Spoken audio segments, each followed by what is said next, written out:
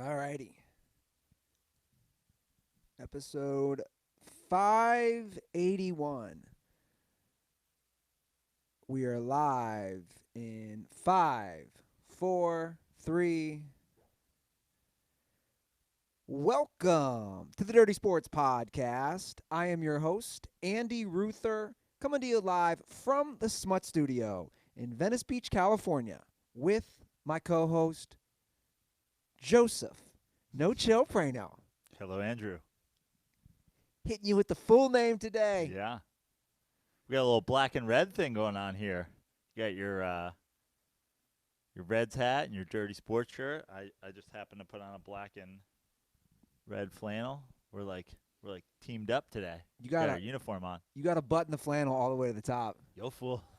Last game in Oakland, fool. bro. Savages. Did you watch any of that footage? They're like, yo, we keep it classy, bro. Button your shirt all the way up if you're going to throw shit on the field and stab somebody to death on the way out of the last game. If you're going to kill somebody, kill them with class, son. Your open shirt? What is this? What are you at sleepaway camp, bro? Wild, dude. Wild. Yeah, Did you watch any of the videos? I did, yeah.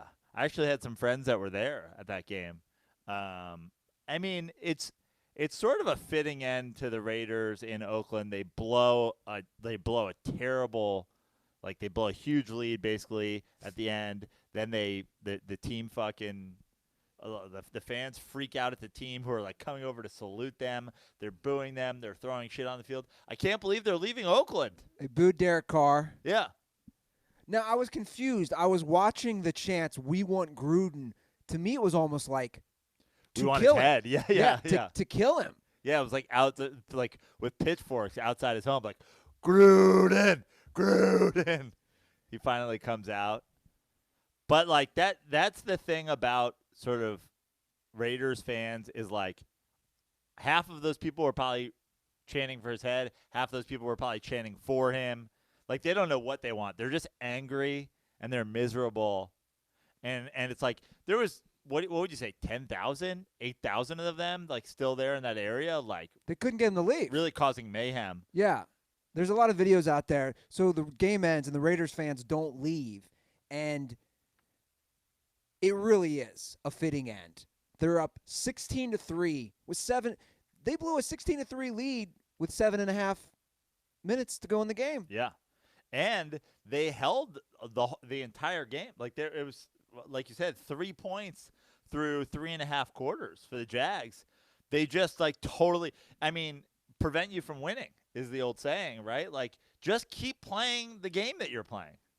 Yeah. The idea of we've got a 2-touchdown lead, so let them move the ball, let them run clock, but or just keep playing defense and keep running the ball. And they got super conservative on offense when they came down their last drive, and then obviously missed a field goal for a chance to go, put it up. I mean, they ended up losing by 4 points anyway, but it was just a wild end in Oakland. Well, we missed a lot of this because we were at the Venice Beach courts for a minute. Yeah. When this was all going on. Yeah, I was watching on my phone right up until the Jags' final drive. But we met out at the courts because we got a bat signal from former guest of the show and professional soccer correspondent and amateur correspondent for that matter, Michael Majid, who said Steve Nash is playing box soccer down on the Venice Beach basketball courts. He's like, get out here. He's here right now. So we went out and we saw Nash was playing. I put out a video on Instagram and Twitter. He's playing what they call street soccer. Yeah. And he was in a league with a bunch of former Team USA guys like Alexi Lawless and what's his name, Kobe Jones. If you say so. So he was playing. I think Pele was out there. No, I don't think he was. No? I think it's pronounced Pele. Sure. Pele. You tried to sound all fucking French. I think it was Pele. Peely? But yeah, dude, Nash's footwork, man. Were you watching him? Yeah. I mean, all those dudes were pretty good at soccer in such a small space. It was pretty cool. Yeah. But yeah, being a former 2-time NBA MVP, pretty dope that he's that good at something else as well. So we scoped the scene. You know me. I'm trying to work my way in, maybe grab Nash, be like, "Yo, Smut Studio now." Grab Nash, kidnap him, tie him to this couch, make him do an impromptu podcast. But we didn't see him after his game. He probably took off. There was a big bum rush on the court. Everybody was taking pictures. But he's down here a lot. And I know Joe talked about this like a month or two ago. Guys, we want to get Nash. Yeah, I mean, obviously, I would love to have Steve Nash on the show and talk to him about Mike D'Antoni and talk to him about his 2 MVPs and talk to him about basically being one of the truly, key members for him and D'Antoni together, changing the course of the NBA in some regard, and especially how offense is played. And talk to him about fucking soccer, and talk to him about being from Canada, and talk to him about Santa Clara, and talk to him about playing against Lachlan Patterson in high school, and talk to him about all kinds of things. But he's always here in Venice, so tweet at Steve Nash, Instagram at Steve Nash. Tell him, dude, you're always in Venice. Yeah. Stop by the Smut Studio. He's always here. But we got him this time. Yeah. I want to talk to him about the time I saw him at clearly stoned out of his mind at a Pineapple Express showing at Union Square Theater in New York. I used to skateboard around the Village all the time. He's a pretty cool guy, huh? Yeah, man. He's taller than seeing him in person. He's taller than I thought. Yeah. Was he 6'2"? No, I think he's like 6'4". I think he's like my height. I was gonna say I was watching him on the courts. Yeah. And then I was curious because just so everybody knows, so they have the basketball courts, and in the back of that they have the handball courts. Yeah. And they were playing soccer against one of the walls of that. I was wondering, is he gonna go straight from soccer to start hooping up on these guys on the courts? Yeah. But he did not. No. Unless he was out there before. Yeah. That would have been a pretty boss move. Would have been pretty cool. But look, it's all just moving in a little. You guys got, like Joe's saying, tweet at Nash at Steve Nash. Yeah. Let him know he's got to come down to the Smut Studio, and hopefully we can make it happen. But I was disappointed that we missed the end of that Raiders game. Yeah. Just to see the epic finale. And, are things going to be any better? I posted that funny clip that Dion said about you don't want your family members going to games in Oakland because they might get shanked. But I feel like it's not about Oakland. It's about Raiders fans. I agree. Like, Raiders fans, I'm sure in L.A. were just as crazy when they were here. Yeah. And, again, we've talked about it before, the caravan of people that go from, like, the Inland Empire up to Oakland every weekend. Like, yo, fool. Don't fuck with us. We'll stab you, bro. Leave you in the desert on the way home. Like, now they're just going to have Vegas to go to. Obviously, it'll probably get more expensive, than the Oakland Mausoleum. But I feel like the thing about Raiders fans is that they're just hella crazy. Like, I feel like you could put the Raiders on Mars, and those fans are still showing up. Yeah, they have taco trucks and taco stands outside on Mars. They'd somehow make it work. Yeah. I don't know, man. I want to go to a game, though. Like, seriously, I would love to go to one Raiders game a year in Las Vegas. Bro, I was pushing for our Raiders season tickets. How are you feeling about the Chargers situation? As far as? Season tickets. I don't know. It's just like, what am I excited about for the Chargers? They're like LA's second team. I'll be honest. I'm near 100% in. I'm even willing to. I had a nice conversation with my Chargers guy on Friday, and he said he was going to call me back again today. But you didn't end up going to the viewing party. Well, my buddy was in town. Right. I would have if my buddy wasn't in town. I'm willing to probably even put down the licensing fee for 2 or 3 tickets to start and then figure out the situation then. This is my pitch to them. Look, nobody in L.A. wants the Chargers. They're kind of like the dog who's at the shelter and everybody's ignoring, right? That's the Chargers. Here's my pitch. The Dirty Sports Podcast adopts them. We're going to be a rescue NFL team. But now, do you abandon the Rams and become a Chargers fan? This is what I want to do. I want to they need all the help they can get. I'm just being 100% honest right now. I think we somehow try to get in good with the Chargers and say, hey, can we have access to players? Can we have access to team functions? No, you cannot. Don't say no. Okay. I just know the NFL. I'm like, I don't think the NFL's letting the fucking Stash Brothers into the locker room and talk to players. I disagree, man. I disagree. I think I think that they really need a push. So it's not even about abandoning the Rams. It's about here's a franchise that obviously has cheaper season tickets. They need fans. We have our buddy Sean Merriman, who's been great on this show.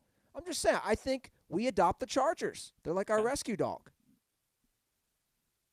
And you don't have to go to that many games. And I'm not saying I'm going to 8 Chargers home games myself. Right. I'm also intrigued by a $6 billion stadium. Sure. Like, just to go for That's the same stadium that your current football team is going to play in. tickets I feel are. like you've already abandoned the Rams. I mean, Jared Goff. Let's just go there. Did you see how he opened that game yesterday? Yeah. Those first 3 passes, atrocious. Yeah. Goff has regressed. The basically the situation is in LA, and it's not just this year. The end of last year, I mean, obviously they made the Super Bowl, but 6 points in the Super Bowl. And you're 3? Yeah. Whatever the fuck it was. They didn't score a touchdown.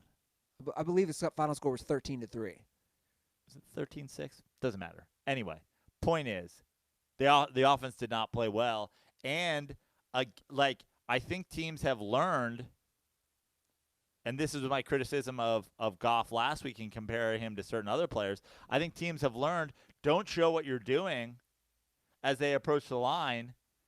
Like, if you can wait until that helmet's off, or if you can disguise what you're doing at all, you can take away a lot of what the Rams do. I think that what McVay, in the chess match that McVay was playing originally, was he was sort of ahead of the game. It's like when a baseball player comes in the league and no one has a book on him. He was just I brought it up a couple years ago when we were at the game. I think it was McVay's first year. They were running to the line. Running out of the huddle to the line and just getting the snap ball, because they were like, we are confident in what we are going to do. We don't give a shit what you're going to do. We're going to run our play regardless of how you're set up. If you come 11 guys across the line and we have a run called, we're going to run the ball anyway. We're confident in what we're going to do. And now, as the book on McVay is out there a little bit, and defenses started adjusting for how they're going to approach play calling, their offense has fallen apart. I mean, their offense was, borderline record-breaking the last couple of years. And I know the run game isn't where it used to be, but even yesterday, the opening sequence of that game, guys are open. Even they had that on that third play, they ended up getting a first down because it was a penalty on the Cowboys. But even Troy Aikman said that. He goes, dude, Kupp is open. You just missed him. Instead of a 5-yard advance because of a penalty, you could have had a 15 or 20-yard play hitting Cooper Kupp. He misses guys a lot. Yeah. He misses guys a lot, and I've just, I can count on one hand the amount of times I've seen Jared Goff throw a guy open or drop a pass in a place where only his receiver can get it. Sort of a dangerous play. He just doesn't even attempt those plays. And if you're not going to hit every single open one that you have, and you're not going to be a guy who throws into coverage, it's going to get pretty difficult. And he just has not shown improvement. And again, I think that's a little bit on people figuring out McVay a little bit. But also as a coach, your job can't be you can't be held to the standard of you always have to be at this genius level that's ahead of everybody that you're playing against, so that your quarterback can complete passes and your offense can move the ball. Like, sometimes you're just going to have a matchup where you're like, hey, they know what we're doing and we know what they're doing, and we got to outplay them. Yeah. I know. I mean, the Cowboys destroyed them. Yeah. And the Cowboys, I repeat, are not good. I don't know what to think of the Cowboys. I think if they played like they did yesterday, it's not like the Rams are trash. The Rams came into that game at 8-5. Right. But who are the Cowboys beating that are currently in the NFC playoffs? I could see them beating anybody if they played the way they should. What you can? You can Yes. see them beating the Saints. You can see them beating Yes. the Niners. Yes. In what world have they ever showed that they can beat a team of that quality? The Saints dominated them earlier this year. I know. The Niners defensive line will fucking just. I don't think Dak Prescott will complete fucking 12 passes against the 49ers. On the road, nonetheless. I don't know. I'm telling you, I think the Cowboys. I don't know. Something about them. If they play how I believe they should. If they play how they've played against horrific teams. If they if they play against the Niners the way that they've played against the Dolphins and the Redskins and the. I don't know. I'm still not shocked if the Cowboys surprise some people. I wouldn't be. I won't be shocked if the Cowboys don't make the playoffs. Or maybe that. I don't know what to expect of the Cowboys at this point. I mean, they are an enigma, dude. I mean, we can say what we want, but going into yesterday's game, they led the NFL in offensive yards, and they were top 10 in defense. But they went into that game at 6-7. That is an enigma. That's when do you see a top 10 defense? But that's been happening across the NFL this year, where teams are beating horrible. Like, there's a big discrepancy between the good teams in football and the bad teams in football, and there's a lot of bad teams. And I think that the Cowboys are in that middle level where they're beating all the bad teams and they're losing to all the good teams, because they're just. I mean, what's their signature win this year? It would be the Rams game. I'm not saying that they have signature wins. I wouldn't be surprised. I mean, Tug likes to come on the show and call teams paper tigers. The Cowboys are a wet toilet paper tiger. Like they won't hold up. You're shitting on your hands if you use the Dallas Cowboys. Dude, I wouldn't be surprised. This is what's so interesting. I would be in a coma with surprise if they beat any of the class teams of the NFC. But I see holes in every single one of those teams. Saints, to me, are probably the most complete. I see holes in all those teams. The Niners lay an egg yesterday. The Niners have a huge 48-45 or whatever the fuck it is win, 45-43 win against the Saints in the Dome. Then they have a huge game against the Seahawks coming up to essentially decide the division and possibly home field advantage. Like, it's the definition of a trap game. I agree. That doesn't, to me, you lose a trap game, it doesn't prove to me, oh, you're not the team we thought you were. I don't know. Because if it was, I mean, don't forget, the Cowboys lost to the fucking Jets. I know. Look, I get it. It's the NFL. It's any given Sunday. I'm just saying, I can see any of those teams losing wouldn't surprise me. Any of them in the playoffs. Like, no upsets.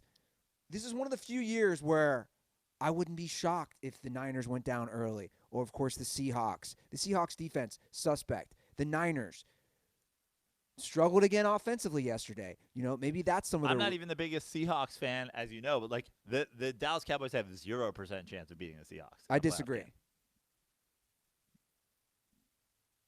I think the Cowboys do have a chance to beat anybody. I just don't know what Cowboys team you're watching. I'm watching a team like yesterday where they should be playing that way and they don't. But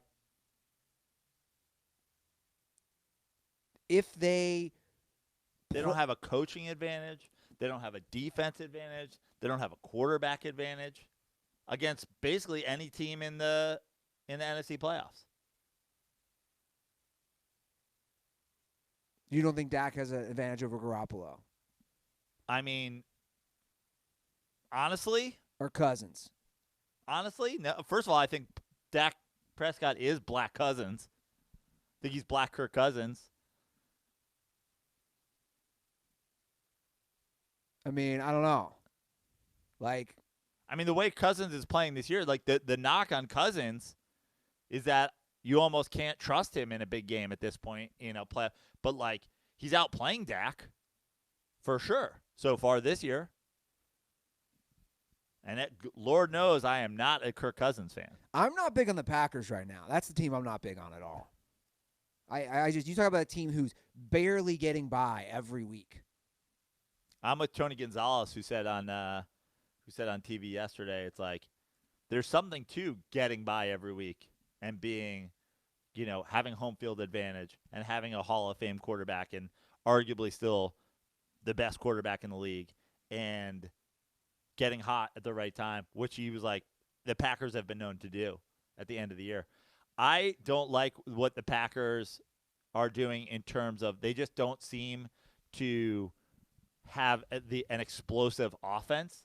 They've gone more to the running the ball than they have in years, but at the same time, look at what happens. They're running the ball more than they have in years. They're taking the ball out of Aaron Rodgers' hands a little bit more. They're winning more games than they have in a long time. And it's not like I'm looking at that Packers team going like, oh, man, if they have to turn over the ball to Rodgers in the playoff game, if they're down a couple points or if they need to get into a shootout, I'm super worried about Aaron Rodgers. But they don't have the explosive offense. Obviously, they have a much better defense. Who's the Packers' big signature win? They beat the Vikings at home. They beat the Cowboys in Dallas. Are those their two best wins? I don't know. I mean, we'll have to have a look, but I mean, they're 11-3 at this point, right? Yeah. So they've beaten, But again, this is my point. There are a lot of good teams, but to me, there's only one team in the NFL that is just blowing people out. That's the Ravens. Yeah, absolutely. The Ravens are the only team that is up here, and then everyone's kind of below them. Everyone on a week-to-week, you're like, okay, you kind of look suspect. I mean, the Packers beat the Chiefs on the road. Was that early? That was week, 8. Also, Patrick Mahomes wasn't playing. Right. And that was a good game. Right? Didn't that come down to a field goal at the end? But there's something to a Packers team that has lost to Philly at home. They lost to the Chargers on the road. Yeah. They got destroyed by the Niners, and they lost to the Eagles. Really early in the season. That was like week whatever. Thursday night game. Yeah. I think a lot of teams. By the way, I'm not on the Packers to go to the Super Bowl, even though I picked them to go to the Super Bowl to start the season. But I like their chances. I like their chances of beating any team in the NFC more than I like the Cowboys' chances of beating any team in the NFC. But that's you keep harping on the Cowboys. My point is, I think anybody can beat. My point is, it's a little different in the AFC. The NFC, I look at like, okay, there's a lot of quality teams. I wouldn't. Yeah, there's a lot of quality teams. Anything can happen. Also, the NFC East isn't winning a playoff game. See, I don't know if I'm ready to say that. I don't think the Eagles would win a playoff game. I think the Cowboys could win a playoff game. So let's just play a hypothetical right now. The Cowboys are a 4 seed. They would get the 4 seed. Yep. They would either have to play the Seahawks or the 49ers in Dallas. Yeah. You don't give the Cowboys any chance. 0 chance of beating either of those teams. Really? Yeah. That's surprising. Because, well, first of all, look at what the Seahawks have done on the road this year. And by the way, I didn't give the Seahawks a chance to beat the Cowboys last year in a playoff game. Remember how hard I was on the Seahawks aren't going to win a playoff game this year? I don't give the Cowboys a chance with it, and I don't like the way the 49ers played in the Dome. I think I'd tease that up to a 21-point 49ers game. Interesting. It's a tough. You know, who it's going to be a tough draw for is the number 1 seed, because let's say it's the Saints, because it's looking like I mean, who knows what can happen. If it's the Saints, they're looking at a second-round matchup with somebody like the 49ers. Yeah. That's a tough. Look, the NFC is going to be stacked. Stacked. Yeah. AFC, not so much. Right. I like what KC's doing right now, though. Yeah, you should. That's another one. It's a similar situation. Like, oh, the defense isn't that great, blah, blah, blah. But, like, I'm changing my opinion. Okay. Because I said no chance to make the Super Bowl. Sorry, Kansas City fans. I'm starting to change my opinion on that. I said that a few weeks ago. It's a very, very similar feeling that I have. Again, those are my 2 Super Bowl picks preseason.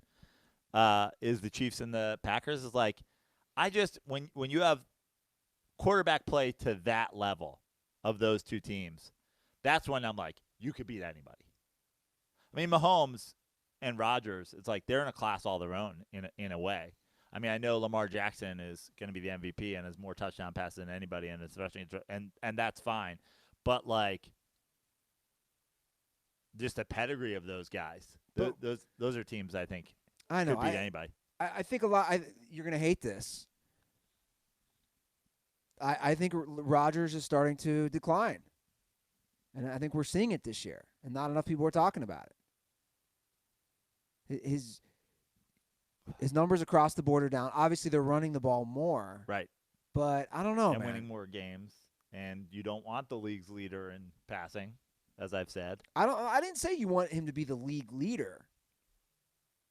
I just think it's been an interesting year. You've seen weaknesses, in my opinion, in Aaron Rodgers, in Tom Brady, the quote-unquote guys who everyone said are the best quarterbacks. You've seen a lot of that.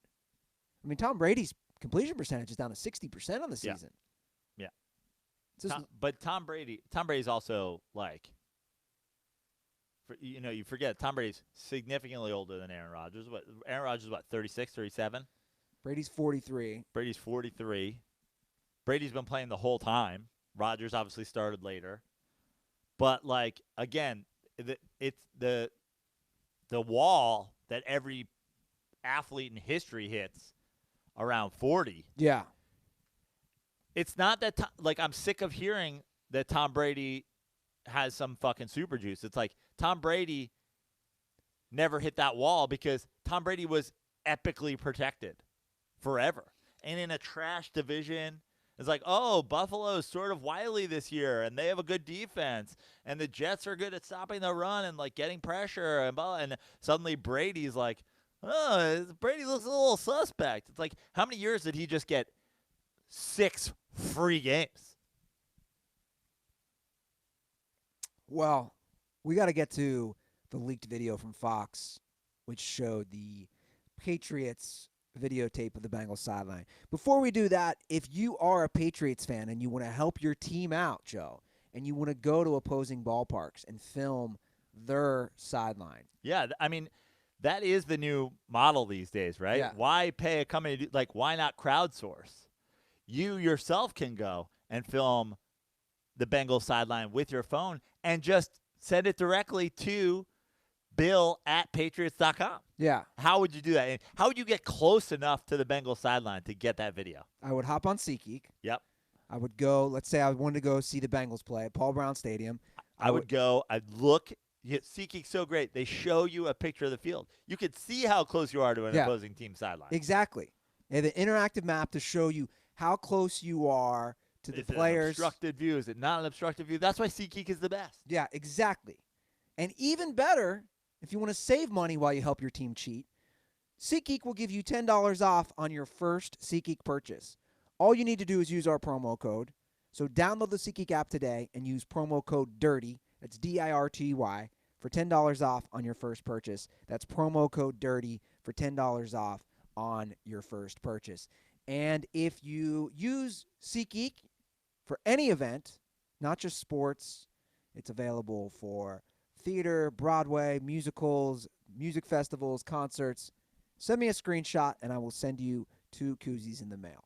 So yesterday on the Fox pre-show, Jay Glazer obtained the video of the Cincinnati Bengals security questioning.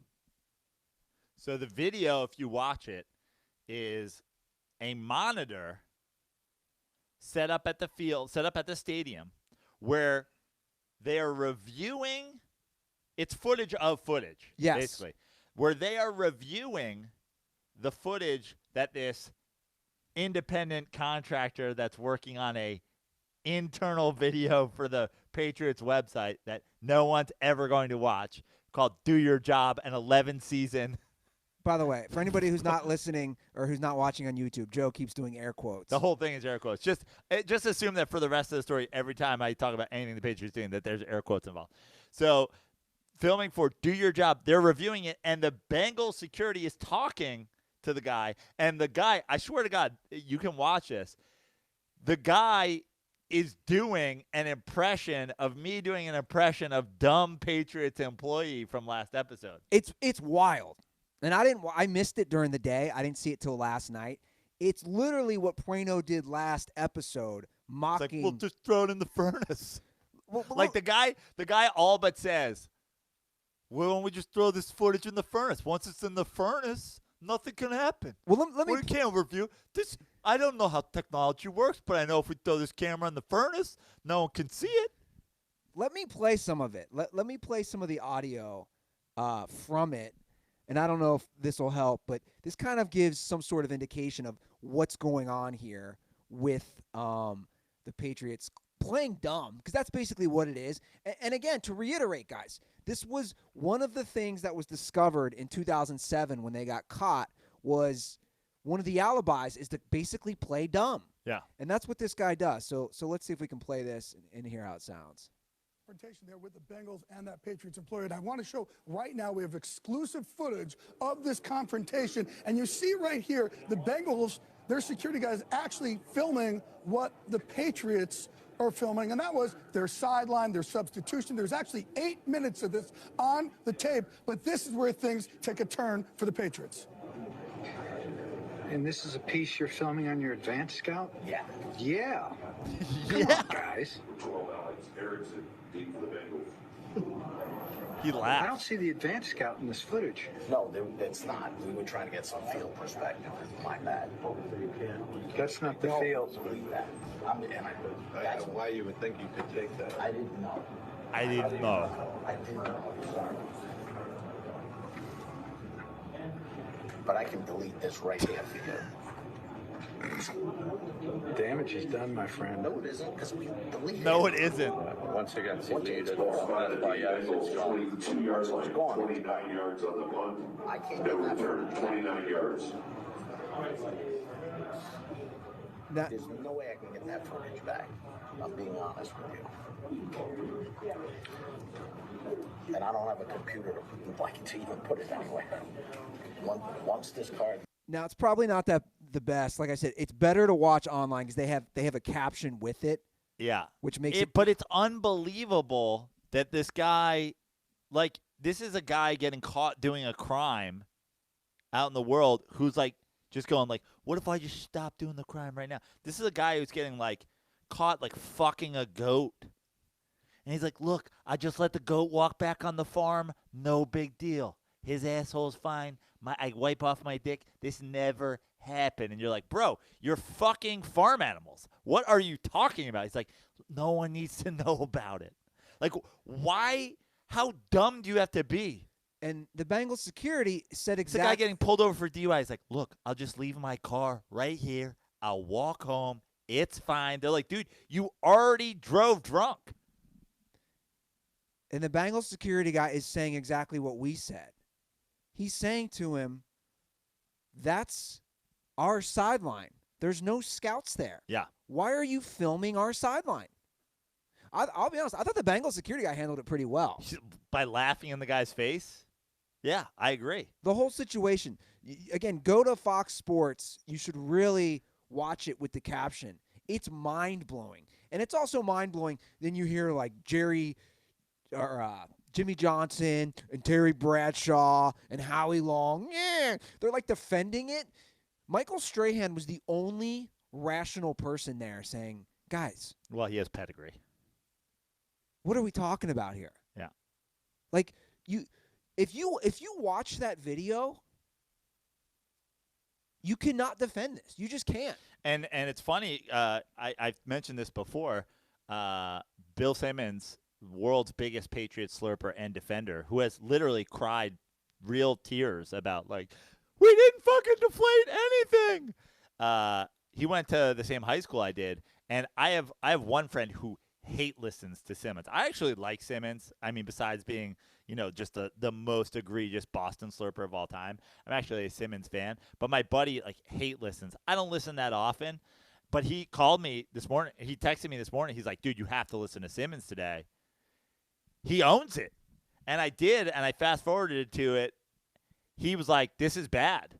This makes us look really bad. This is bad. There's no excuse for it. So this is what I have to say to all Patriots defenders out there that are listening to the show. The biggest Patriots slurper, the most egregious Boston defender has given up and said, this is bad. We are clearly cheating. If you're still defending this, I would say, normally I would say, because I like to hear the angle that crazy lunatics are coming from, normally I would say, I would love to hear your explanation why. I would not. Please do not argue that they are not doing anything wrong here unless you want to get blocked. I don't care who you are. I don't care if you're my brother. I don't care if you're my mother. I don't care if you're a friend of the show. I don't care if you're a long time. If you cannot admit that this is really bad and they are clearly trying to cheat, I will block you forever. Because that's it. That's it. They got caught cheating again. And here's the thing. It kind of proves that they've been cheating this whole fucking time. Yeah, that's the thing that's very alarming. So, everybody always goes, oh, the Patriots, they have this asterisk from pre, and then they have this asterisk from, it's no, the whole thing is an asterisk. Put an asterisk next to every single regular season win that they've had in the Belichick era. All of them. How can you argue that they're not? And like you said, Michael Strahan, the only competent one there, he's like, this is a new coach. This is a new system. They're getting tape on Zach Taylor. Yeah, that's exactly what Strahan said. When Brady falls off entirely and the Patriots, blah, blah, blah, and 2 years from now the Bengals are on the come up, they're going to be like, we have their singles. When they get Burrow, and they Bill Belichick is playing the long game. And and that's the thing. This sort of proves he has been the entire time. Because he didn't even stop he's a serial rapist. This is a guy who went to jail for rape, got out, and they were like, well, it's this is why they have fucking sexual predator lists where you have to go door to door and say, I've done it, because he's addicted to it. And honestly, the 500, I think whoever it was, Howie Long in that clip, who says how after paying $500,000, because think about how much money on top of that $500,000 that he lost, he's made from winning and winning and winning. Well, I'm not even putting this all directly on Bill Belichick. To me, this is how I view it. This is an organizational problem. So to me, this isn't just Bill. This is coming from other. I got to argue your own point here, because you were the one that put fucking shower rapes on Joe Paterno. You're like, he's the head coach. He should know everything. He should know who's doing the thing. That guy wasn't even an employee of the team then. We're talking about the coach and the GM who has set a standard of doing this. This is from his playbook. But hold on. What I was going to say is he's, of course, part of it. There is certain responsibility as the coach. But I'm saying this, to me, at this point, this has kind of even changed my mindset since last episode. Watching this video was pretty eye-opening for me, because it literally, again, is spot on of Joe doing an impersonation of a do-your-job guy. I mean, it's wild to watch this and think, how long has this been going on? And, again, I liked your point last episode, which is pretty smart, of you think everybody's going to say we're not going to do it again, but that's also the play of, if you keep doing it again, they're not going to think you do it again. Right. It's this weird reverse psychology that applies here. And for someone who looks at conspiracy theories, and I wouldn't even call this a conspiracy theory, for someone who looks at what I always call what's really going on here, guys, it's really tough to watch this. That's what's even more alarming is that But the even just the concept of they've done it before, so they would never do it again, is so fucking stupid. Like, just think about it this way, Andy. Imagine that your neighbor right here, somebody breaks in to his apartment, takes a shit on his floor, puts shit in their hand, and writes fucking racist shit on the walls. Okay? They come and they talk to everybody, and they go, Andy, your fingerprints are in your neighbor's place, and his neighbor on the other side's fingerprints are in his neighbor's place.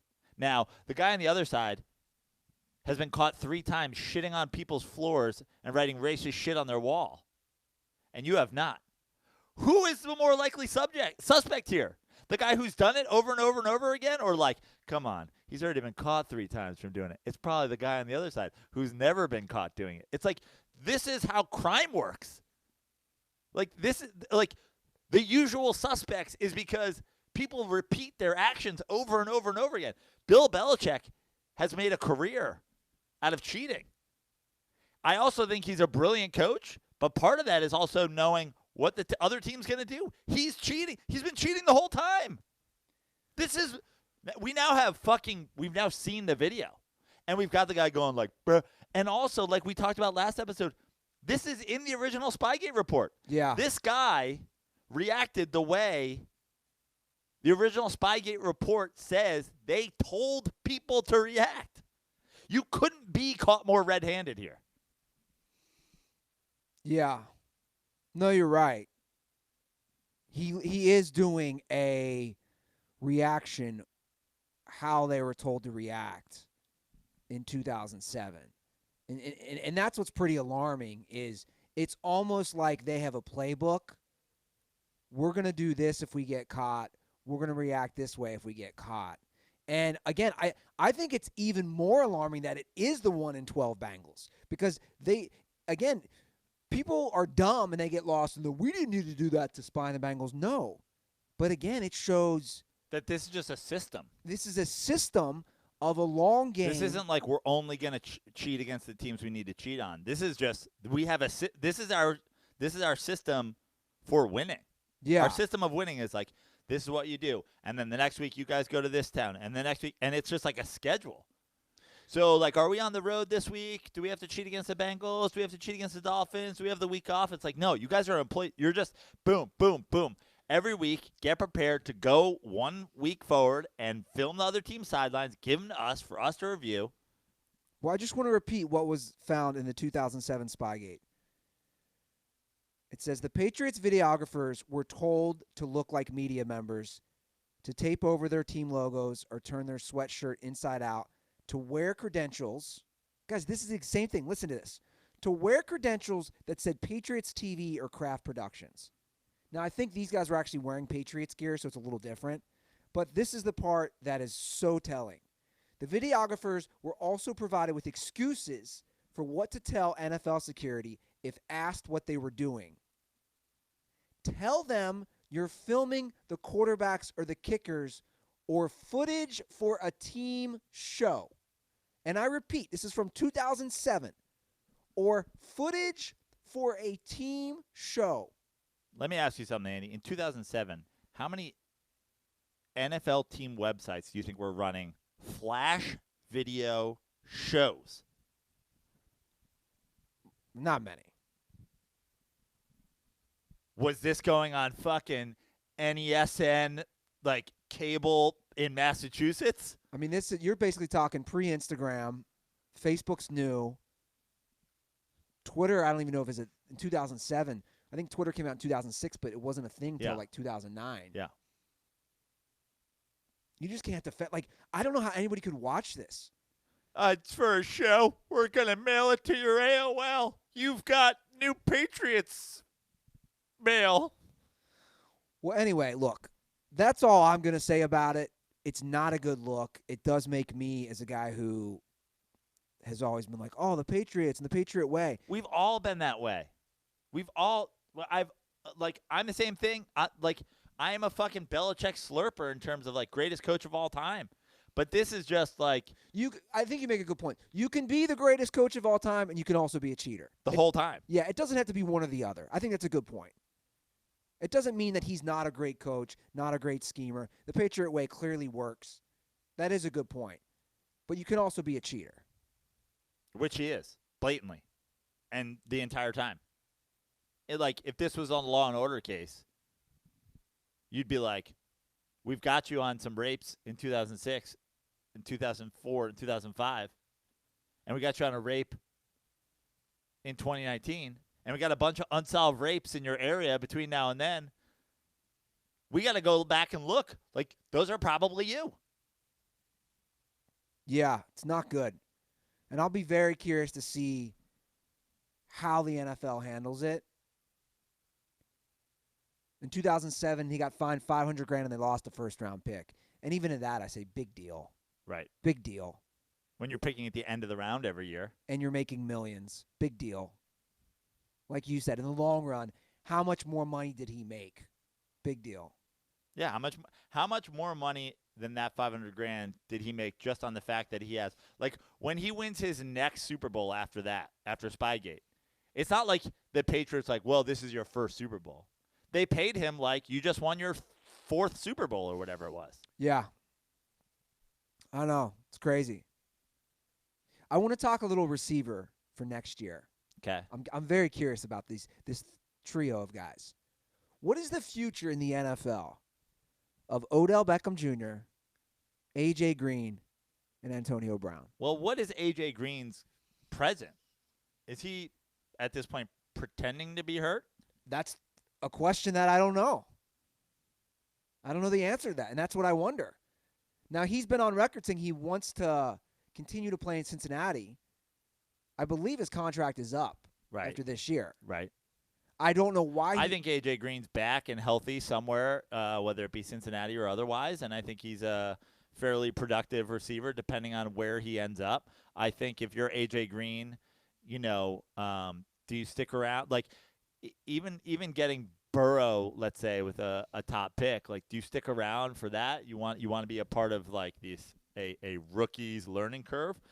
If he were smart, he'd go to a team that needs a wide receiver, has a quarterback and an offense in place, and he'll be great. Odell Beckham Jr., I mean, there's a lot of issues in Cleveland.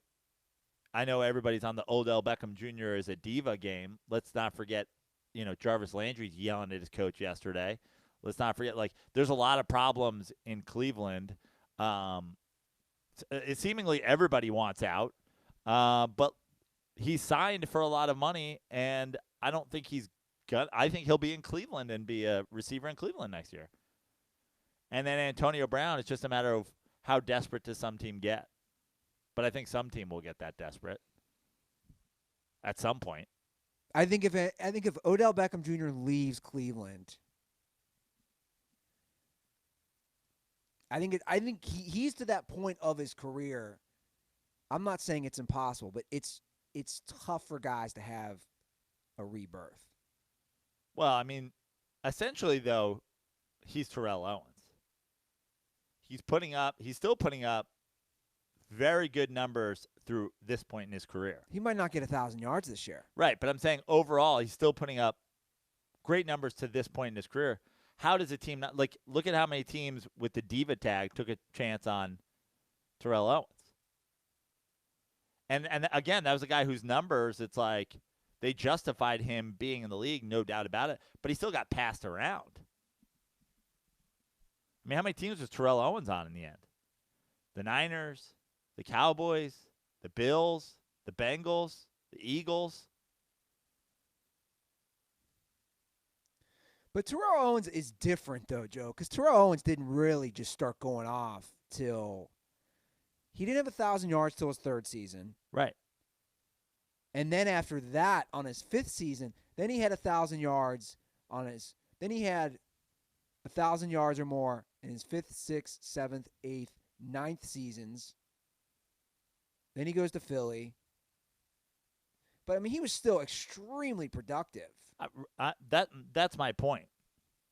My point is, I don't think anybody looks at Odell Beckham Jr., the talent, and says he doesn't have the ability to be productive. I'm not saying that. I think when you get to a certain point, it's not the physical. I think a lot of this is mental. That's why like somebody like a Frank Gore is so amazing, because obviously he's been able to stay and maintain his health, but again, the reason you hear about diva wide receivers is because the most incompetent quarterback can hand off a ball to a running back. So if Frank Gore is playing well, they can just hand him the ball and keep him being productive. The problem is you've got a disastrous regression in Baker Mayfield in year 2, and all the wide receivers are pissed off because the hopes were so high. The defense was supposed to be good. I mean, Chubb's running the shit out of the ball, but it's like with all the weapons and what's supposed to be a great defense, they're just not getting it done. And, I mean, again, Jarvis Landry yelling at his coach coming off the sideline yesterday. we know the skilled positions can drop off quickly. They can. I mean, this will be his 7th year next year. He's still young. Obviously, he can still have, I would probably say, 4 or 5 very productive years. I don't know. I'll be curious to see how it plays out. I think he could really help out a lot of teams. I think Antonio Brown could too. I mean, it seems like the Niners have been dancing around the Odell thing for a while. I mean, look what's happened to some of the guys that showed up on the Niners this year. Like, if he goes there, I don't think anybody's going like, oh, I don't know. We'll see if he can get 1,000 yards.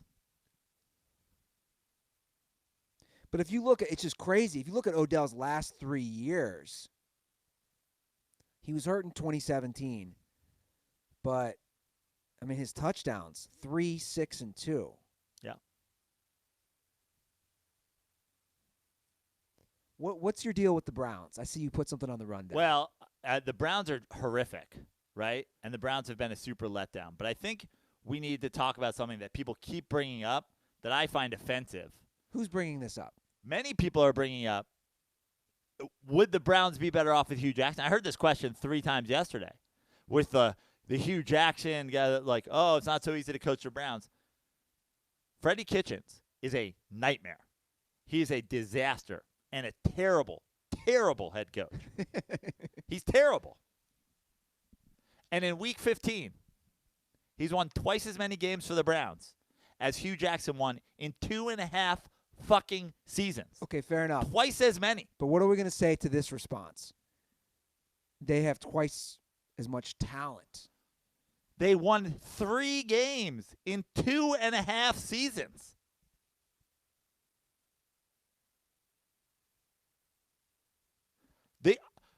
Anybody that's bringing up Hue Jackson at this point at any level other than this is a picture of the worst coach in the history of the NFL is a joke, and you should not be allowed to talk sports anymore.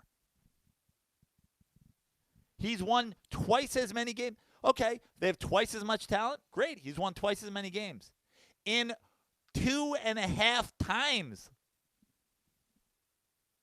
less amount of time. It was 2.5 full seasons for Hue Jackson to win 3 games. 3! Look, I'm not defending Hue. I'm just playing devil's advocate here. Freddie Kitchens is a bad head coach. Yes. Hue Jackson is the worst coach in the history of professional and organized sports. I'm not joking. He won 3 games in 2.5 years. It's tough to like argue Hue that. Jackson defense and this like, oh, everybody like, not so easy to be the coach of the Browns. Well, it's 50 times easier to be the coach of the Browns than it was for Hue Jackson. Well, look, I stand by what I said last year. They should have given that job to Greg Williams. He was more experienced. He won more games with Hue Jackson in half a season. Yeah, he won 5 games. They won 5-3. He's been pretty decent to the Jets defense this year as their defensive coordinator. I just think I don't understand from a hiring perspective. You have a young team. You have a bunch of talent. You also got guys who are coming in with some baggage. A lot of those guys, right? From Baker Mayfield to Odell Beckham Jr. to Kareem Hunt. You got guys coming in with baggage. And you give the job to someone who's never been an NFL head coach at any level. I just don't like that move. And clearly, it's not working. Right. Now, the other thing I have on the Browns, because, like I said before, we're seeing a bad regression from Baker Mayfield with more weapons. You got Chubb in the second year. You've got adding Beckham. You've got Kareem Hunt addition. A bad regression. He's been bad. Redo the 2018 NFL draft. Who's the number 1 overall pick? Lamar Jackson? Well, how could you not say the way Lamar's played? I mean, you could, here's the only other argument for me. The only 2 possible number 1 overall picks are Lamar Jackson and Quentin Nelson. You could argue obviously Lamar Jackson is going to be the MVP of the league. You could also argue Quentin Nelson is a better guard than Lamar Jackson is a quarterback. So depending on what your team needs. But, obviously the Browns were kind of intent on grabbing a quarterback there one way or the other. But if you redo it, let's go to the top 5. Who comes after those 2? Let's say you go Lamar Jackson, then Quentin Nelson. Who's third? You still go Barkley? Well, I don't know much in the order. I'm just talking about ranking them yeah. in terms of which team. Forget which teams are drafting in this I know situation. quarterbacks. Obviously, the quarterbacks taken in that draft were Darnold and Josh Allen. Josh Allen and Josh Rosen. Yeah. I mean, Rosen. Chubb went in that draft. Minka Fitzpatrick went in that draft. It's a good draft. Yeah. I mean, we can pull it up, but just give me your. I'm interested. For me, Josh Allen's grown on me a lot. He hasn't grown on me. He's grown on me. He hasn't grown on me a lot, but I liked him pre-draft better than I liked a lot of those guys anyway. Because I was never sold on kind of any of them. Smaller program. I like that. They said it last night. He's the first quarterback from Wyoming to ever take an NFL snap, which is a pretty crazy stat right there. Mayfield, Barkley, Darnold, Denzel Ward, Bradley Chubb, Quentin Nelson, Josh Allen, Roquan Smith, Mike McGlinchey, who's honestly up there as well. He's been hurt a little bit, but he's been part of the culture change for the Niners, taking these offensive linemen, him and Quentin Nelson, both Notre Dame guys, by the way. Josh Rosen, Minka Fitzpatrick. I mean, going down there, and then you've got a pretty strong drop off until you get to Lamar Jackson at 32, Nick Chubb at 35. You know what's interesting? So Chubb was taken in the second round. Yeah. What's interesting is Lamar Jackson and Baker Mayfield just could not be more different. Derwin James at 17. They're just such different people. Lamar is just all about business. He's humble. He keeps quiet. He does his job in the field. If you watch any interviews with Lamar, it's all about the team. He's very focused. Now, I know a lot of that is kind of where you're playing under. Again, Harbaugh is a great coach versus Freddie Kitchens in Cleveland. I just think when I look at Baker Mayfield, and we've talked about it, and I know he's young, and I know how dumb I was at that age, and I can't imagine what it's like to have that attention and be the number 1 draft pick. But he's spending all that goddamn time on social media. Well, it's funny because we obviously we've talked when it comes to a million different things on the show about how race in America affects these athletes or whatever. But just imagine if Lamar Jackson had Baker Mayfield's attitude and Baker Mayfield had Lamar Jackson's attitude. Baker Mayfield would have 100% of the commercials on television, and Lamar Jackson would be like, diva, what an asshole, shut up and play.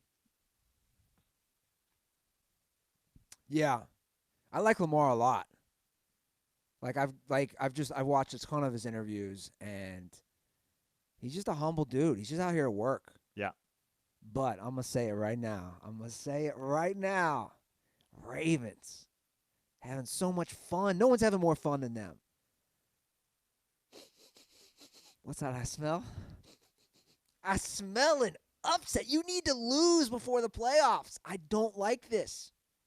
I see letdown written all over it. You think they need to lose a regular season game to get the fire? Or Yes. Okay. Or you're saying, I mean, there are 2 weeks left, and they are going to play. I think they play one tough game, don't they? Or are they pretty much cruising at this point? Not that any game they've had has been tough in a while, but They are. I think they're just killing teams too easily. yeah. But again, you look at the AFC playoffs. Who's beating the Ravens right now? That's a good question.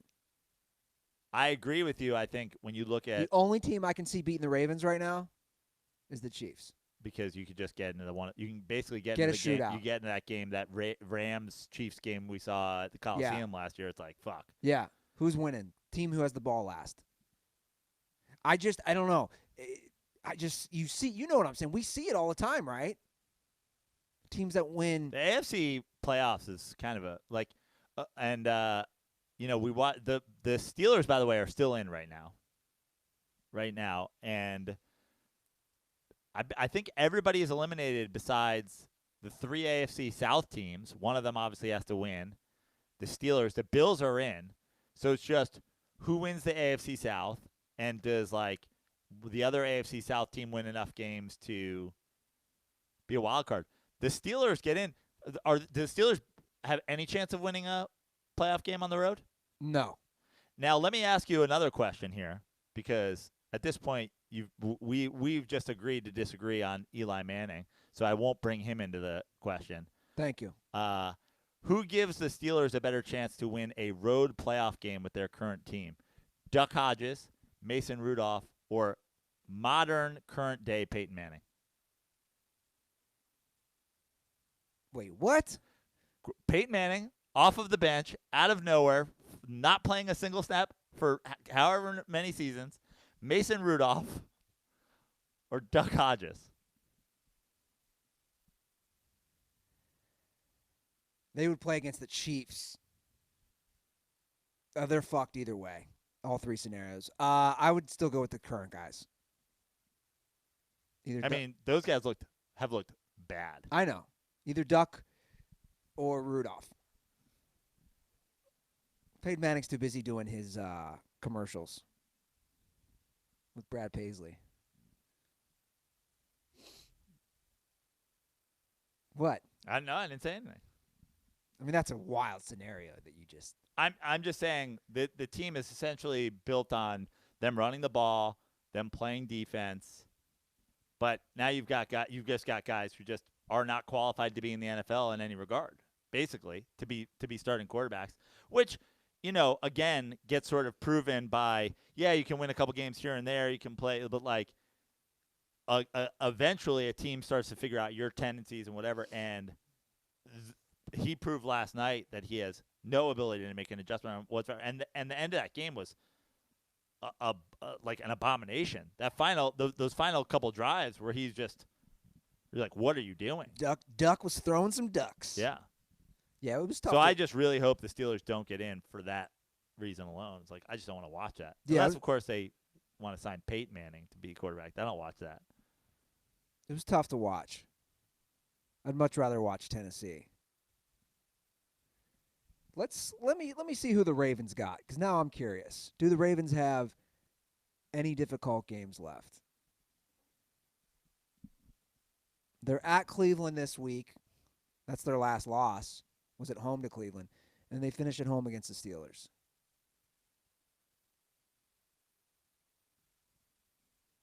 I am so curious how this plays out. I'm not trying to take anything away from Lamar. Lamar's the MVP. When you watch those games, man, and I got to see it live, these guys are so wide open. I mean, so wide open. In a way, But it's the scheme of the fact that they're running they're running play actions, they're running run pass options. But they're getting guys open. He's rolling out like. But my point is, you know what it reminds me of? The Ravens' offense this year reminds me of the Rams, the first couple years under McVay, where Goff just has wide open guys to hit. Again, I'm not taking anything away from Lamar. It's just like.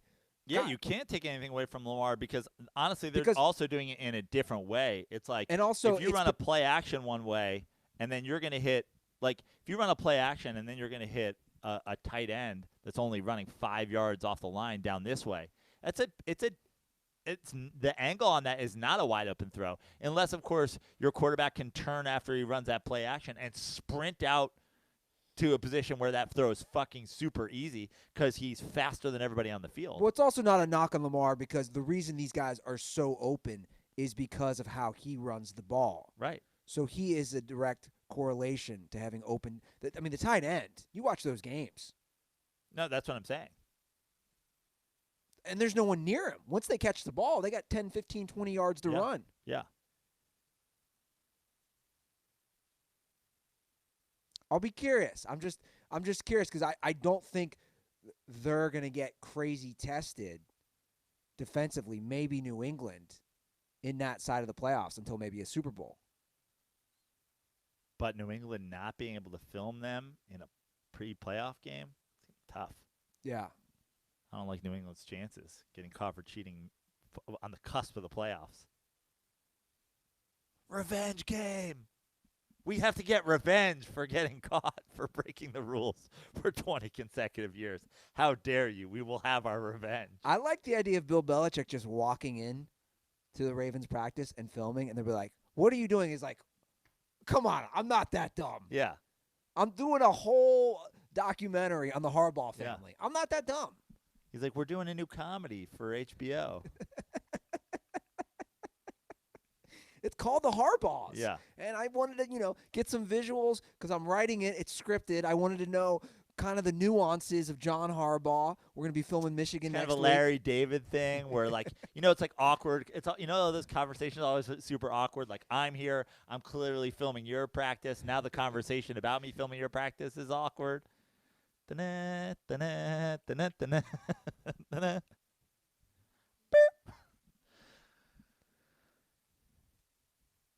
Shout out to Joe Burrow, man. He crushed the Heisman voting. Record setting. Yeah. And he deserves it. Joe Burrow was the highest percentage of first place votes in the history. He was the highest percentage of possible points and also the highest percentage of votes received.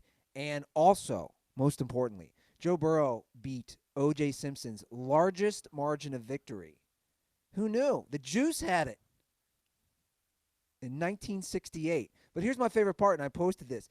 ESPN, because I watched the Heisman ceremony, ESPN read all those stats, which I just read to you, all those record-setting Heisman stats. Again, he didn't just win. He shattered all the records as far as the voting. ESPN read all four, but they didn't. I'm sorry. They read 3 of the 4. They just acted like OJ didn't have the record for largest Heisman victory. ESPN's a fucking embarrassment and a joke at this point because it's like you'll hire Ray Lewis, but you won't even mention O.J. Simpson. That's what it's wild. Make sure you watch Spotlight with Kobe Bryant. But we refuse to mention his name. To mention O.J. Simpson. Even though it's so dumb. It's so dumb. Yeah. Absolutely ridiculous. He won the award. It's just like and also what's the backlash here? Is ESPN going to get phone calls? They're like, you showed O.J. Simpson's name on the screen. That was bad enough, but when you said it, that's where I couldn't take it anymore, and I had to call. What a bunch of cucks. How dare you read his name? I was just there trying to enjoy the Heisman Trophy ceremony, and you brought up these horrible visuals and for of dead bodies and gloves that don't fit, so you must have quit. How do you do this to me? My kids were watching, and they have no idea who O.J. Simpson is because no one said his name in 25 years. They were horrified. I had to explain it to them. They said, like, Orange Juice Simpson? I said, no, Orenthal James. He was a murderer. He decapitated 2 people. What a bunch of cocks, huh? Yeah. You can't even mention the guy's name. And not to mention. By the way, ESPN had a 11-part documentary on it. That's a great point. We will not mention his name for 3 seconds during the Heisman Trophy. But if you want to tune in to the 17-hour documentary that we did, that's on immediately after the Heisman Trophy race. I would love to be. Don't forget to stay tuned after the Heisman Trophy, where we're doing a 17-part documentary on that guy who did that thing in '94. You know, the guy with the Bronco. We're not going to say his name, but just know that we are doing a 17-part documentary on it immediately following this award ceremony. I would love to have been in that meeting, that pre-production staff meeting before they went live. And they say it was Maria Taylor reading this stuff off, and one of the executives or producers says, "Now, Maria, you just skip over OJ. Just don't mention his name. Just skip over OJ. But make sure you do the plugs for our 17-part documentary series on the juice. But we can't mention his name." Bunch of fucking cucks. Shout out to Burrow, though, man. 4 people didn't vote for Burrow at all. He was not on 4 people's ballots. We are now at the point with modern technology where these people need to be shamed. Yeah, I agree. They need to be dragged out. Yeah, I agree. And OJ should be able to stab them to death. That's the answer. Don't mention his name in the broadcast. But if a guy wins the Heisman unanimously and he didn't make your finalist ballot, OJ should get to decapitate you. And what that'll do is that'll keep OJ, that'll keep his taste for murder, his hunger for blood. It'll keep him sort of satisfied for a while. Instead of innocent people getting murdered by O.J. Simpson, we should let him murder the people that didn't vote for Joe Burrow for Heisman. That's I didn't know that. That's ridiculous. It's a win-win. We keep O.J. from murdering regular people, and people who deserve to be murdered get murdered by O.J. Did I fix the entire Heisman system? No, but I fixed a lot of it. Joe Burrow was left off 4.5% of the votes. Those people should be murdered by O.J. Simpson.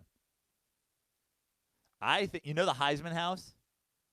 Yeah. I think ESPN should rent a second Heisman House, the Heisman Cottage on Bundy, where Heisman voters who do not vote for unanimous winners have to sleep for a week in a reality show, and we film the whole thing, and at some point during the week, Heisman winner O.J. Simpson comes in and murders them. And it's like a Big Brother type of thing. Like, he murders them one at a time, and we see who can make it to the end. It's like Dancing with the Stars, but instead Dancing with O.J., who has a knife. And then he'd chuckle at the end. That's his big thing on his Twitter. He loves chuckling. Yeah. I hate these people. These people that don't vote for a certain player. Like, we see it in Major League Baseball in the Hall of Fame all the time. Yeah. Like the guy, like the high school baseball writer from San Diego who didn't vote for Jacob deGrom 2 years ago. Every single person who voted for the Cy Young gave him a first-place vote, except a guy who covers high school baseball in San Diego. That guy should also be murdered by O.J. Simpson. Not a short drive down the 405. Take the 405 to the 5. Get off at fucking, Balboa. I bet murder that guy. I bet O.J. He stops somewhere for tacos or In-N-Out. Yeah. Right? He's stopping somewhere. Stop somewhere for a rare steak that he can cut up. Does O.J. leave the state of Florida? I like it bloody. Does he leave the state of Florida? Is he in Florida? Yeah. Oh, is he? Pretty sure. I think he can only bounce from Florida to Nevada. Like, those are the only 2 places where he can go. He might be in Nevada still, right? Nevada? I'm pretty sure he's in Florida. Because does he not have like a parole situation? I think Florida, somebody told me this, Florida is the most lenient on laws when it comes to that stuff. I think if he lives in Yeah, I know. I think if he lives in Florida, and only eats other humans that he can live there. Like, what kind of loophole is this? You have to be a cannibal. I think in Florida, OJ lives there because it's some issue with his settlement. I don't think the Goldmans can go after him as much for all that money Right. if he lives in Florida. I could be wrong on this. Somebody told me this, though, and it makes sense. Yeah. Dude, Florida's the Wild West. We have some states in this country, Florida, Texas. It's basically a different country. Yeah. You go there and you're like, what is happening? And we should be a fucking different country, too. Get me away from this America with all your fucking Mexicans working all the restaurants. Never forget Whataburger, Amarillo, Texas. The guy with his gun out of its holster. Because people were upset that the milkshake machine was not working. I will shoot everybody in here. And I will also You stand back. I will also give you your double cheeseburger with fries. Yeah. He was delivering food. That guy was a legend. Absolutely unreal. But yeah, much love to Burrow. He was very emotional in his acceptance speech. Yeah. I thought Coach O was going to cry too. Coach O was crying. He was crying, right? Yeah, he just doesn't make any sounds or movements when he I cries. tweeted this out. Goes, let me cry. Let me cry. What are you? I tweeted this out. I feel like he cries sweat. How much would you like to follow Coach O around New York City with a camera crew? Yeah. What is Coach O doing in the Big Apple? Like, what is that experience like? As far as his restaurants, walking through Times Square, wherever he goes, this bayou, swamp-having coach who no one can understand, And riding the subway. Yeah. Well, I feel like he just like gets in yellow cabs, like it's like old school. He's like, take me to the closest crawfish restaurant, and they're like, I don't know if we. He's like, give me there. Did you see he had crawfish delivered to the restaurant? Like some restaurant didn't have it when he sat down with Burrow, and so he had it delivered. Like, Jesus Christ, this guy, he's a character of himself at this point. But what's crazy is, dude, people forget he was USC's interim coach. Yeah. What was it like? He's been multiple. I know. But what was Coach O like living in LA? But I feel like he just becomes like whoever, like now that he's in Louisiana, it's just like all crawfish all the time. Yeah. But when he was like USC's head coach, he just like embraced California culture. Need me a In-N-Out burger, double, animal style. Yeah, I Coach O style. Can you imagine Coach O going to an In-N-Out drive-thru? Can you repeat that, sir? Gonna get number 2, animal style, protein style, animal fries, or animal shake. They're like, we don't have an animal shake. Let me ask you something. What is it? What makes an animal burger or animal fries?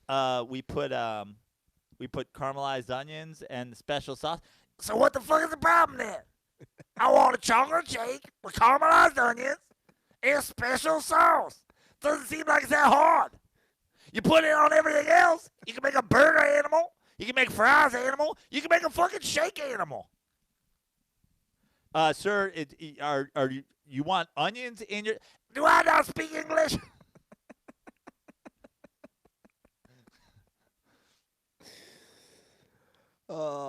Coach O. Love that guy. Yeah. Looking forward to these playoffs. The NBA playoffs? Oh, you're talking about college football. Yeah. And the NBA playoffs. Yeah. The Lakers have won 14 in a row on the road. Yeah. You know the Lakers' only road loss, was basically a home loss? They lost to the Clippers in Staples. Yeah. So the Lakers have technically not lost a game away. From Los Angeles. Which is pretty wild. Yeah. They got some tough ones this week, though. At Indiana, at Milwaukee. Milwaukee's playing great. Yeah, that Milwaukee game, it's early, but that's a little potential NBA Finals preview. You know what's interesting in the West? I was thinking about this. The Lakers clearly care about the number 1 seed, but it really doesn't matter, right? Because if the Clippers, let's just say hypothetically the Clippers get the number 2. Yeah. They're still playing at home. Yeah. Yeah. But I mean, I right? think So I don't think anybody's talking about this. How much does it matter for either the Lakers or the Clippers? If those are the two teams that are 1 and 2, they're still playing in Los Angeles. well, but look at the Chargers, right? And now, like, obviously, if it's the Lakers, they're going to get a bunch of Lakers fans to both, to Clippers games. yeah.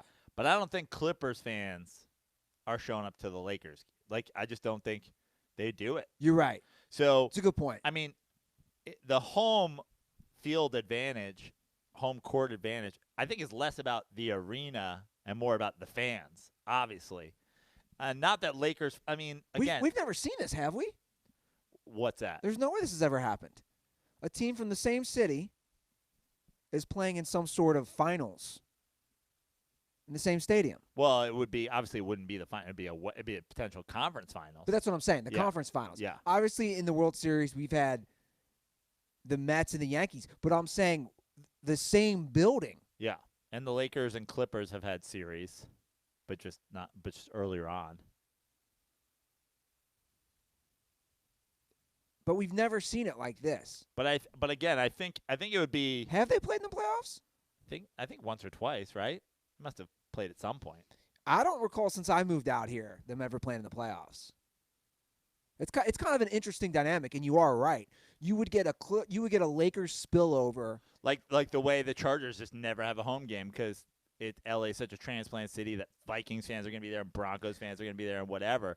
But like you're and that's the way it is at Clippers games. If you go to Clippers games, and we've done this too. Like the Knicks come to town, they'll honestly often play 2 days apart. They'll play the Clippers, they'll have a day off, they'll play the Lakers while they're here.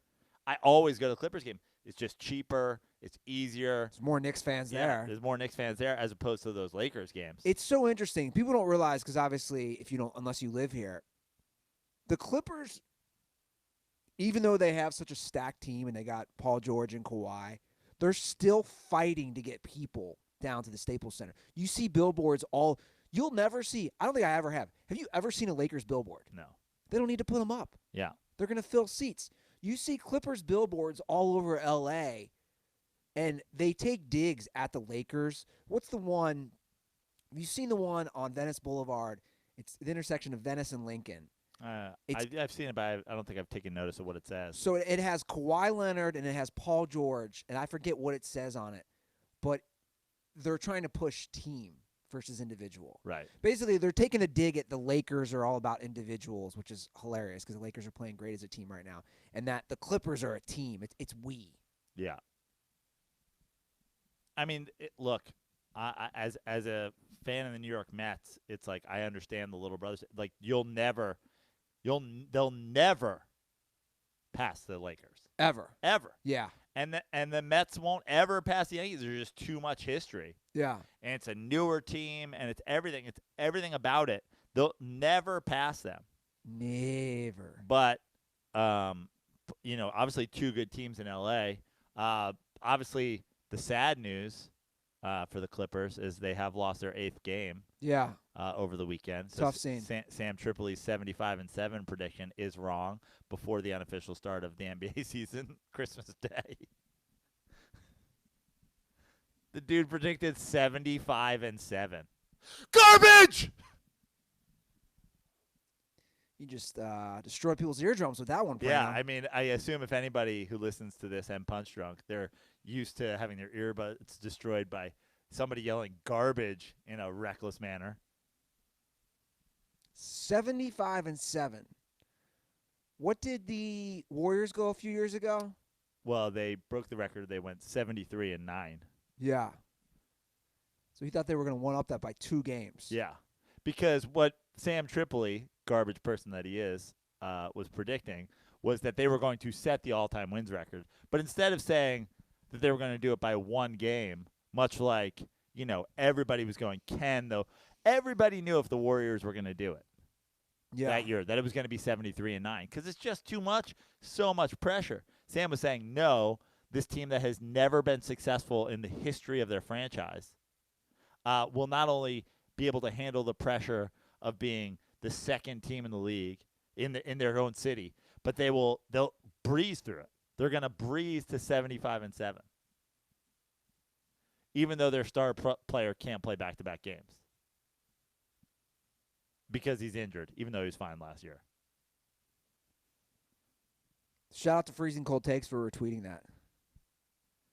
And shout out to myself for getting Freezing Cold Takes to retweet that. And shout out to Sam for providing the hilarious content. Yeah. I want to give another shout out to our friends at Manscaped. Joe, the holidays are here. You have two brothers.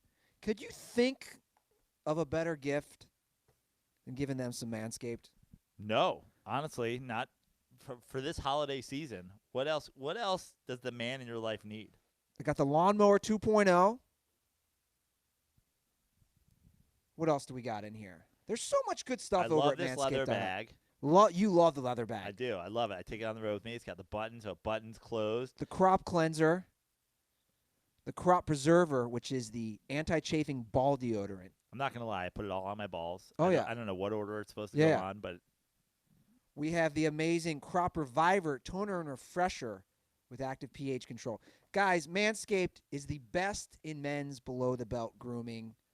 Manscaped offers precision engineering tools for your family jewels. And I love Manscaped. I will be using Manscaped this week. I'm going to freshen up a little. yeah, for the holidays. Yeah, you know. You know, you're going to see your family. You better have clean balls. Yeah, got to look fresh for the family. It really is a great gift, and you get 20% off and free shipping. Take advantage of this now. Christmas is next week.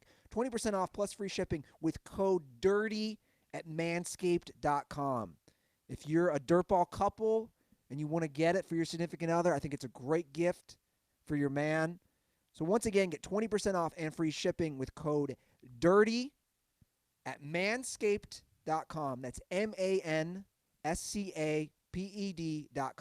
That's 20% off with free shipping at manscaped.com with code DIRTY. Clean up your nuts and make Santa proud this year. Girls, get it for your guys.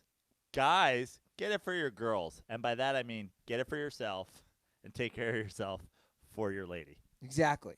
And maybe use Be like, I got this gift for you. And she's like, what? It's Manscaped. It's like, well, I'm going to use it, but just know that it is absolutely positively a gift for you. And when you get it, send me a screenshot, and I'll get you some koozies.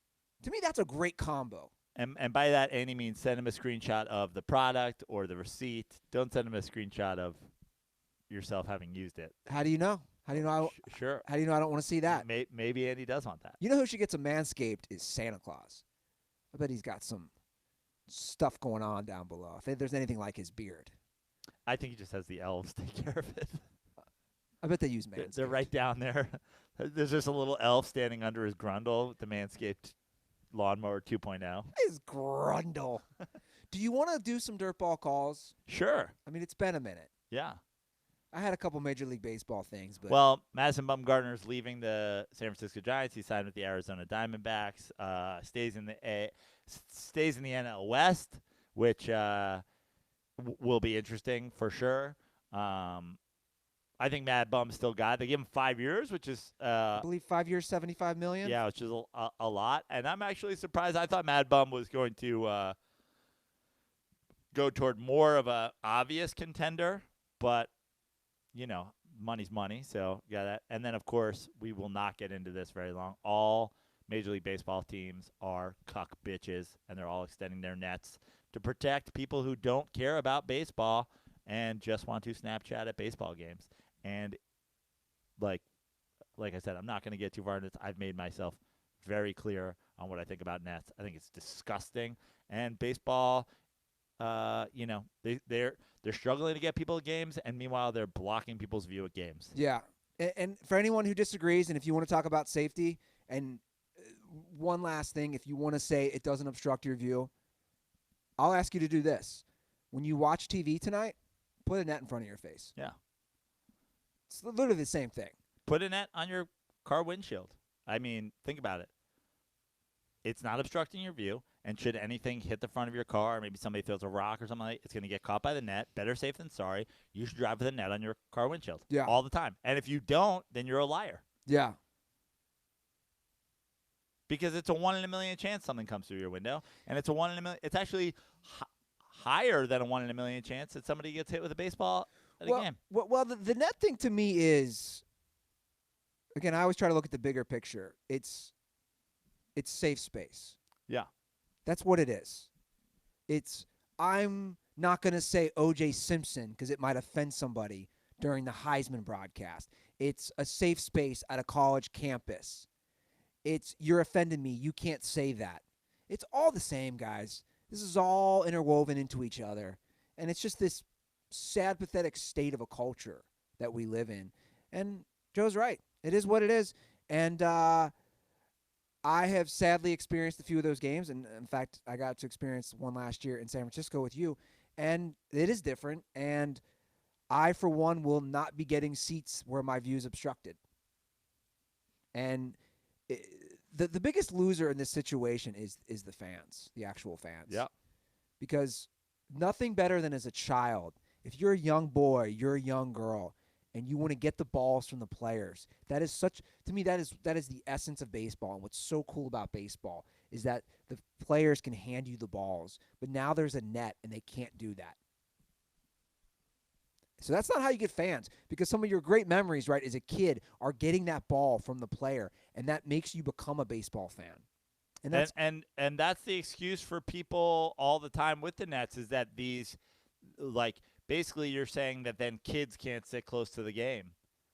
And it's like, well, what does it matter that they do or they don't anymore anyway? They can't, like you said, they can't walk down to the railing, and it's fucking stupid. And honestly, if you were going to make a rule, make the rule that these teams can't do VIP batting practice anymore. All kids can walk down to the railing like they always used to, regardless of your ticket. And then also, they can't fucking sit there during the game.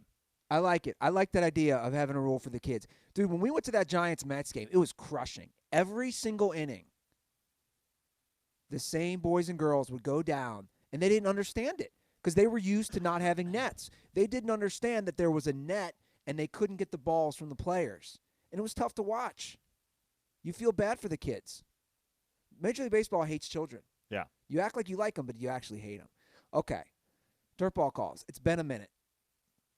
Let's get to some of these, Joe. Let's do it. We have an update from a Dirtball. Remember Alexis? Remember our hockey correspondent? Sure. Good things are happening. Let's hear what's going on. Hey, Andy. Eli, one of one. What's going on? It's number one farmer Dirtball Jay out here in Minnesota amongst the herd of cattle with the frost on the trees.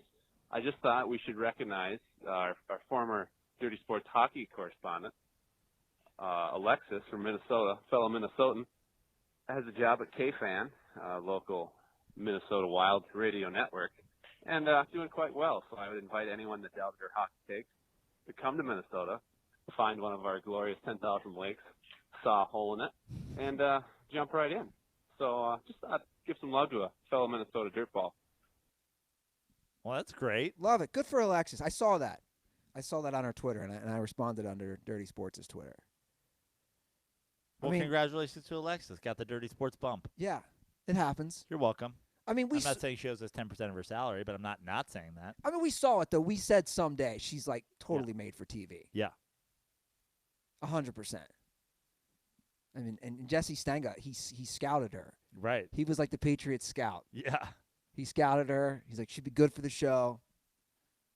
She was almost too knowledgeable for us. The Hall of Famer. The sole Hall of Famer still. Yeah. Although I think we did talk about a Australian Mitch vote. I mean, he's traveling the globe. Yeah. He's in Amarillo. I barely could make it to Amarillo. Yeah. He came all the way from down under.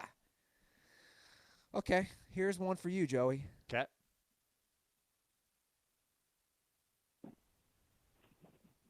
Hey, Joe and Andy. This is Xander, part of the original team call.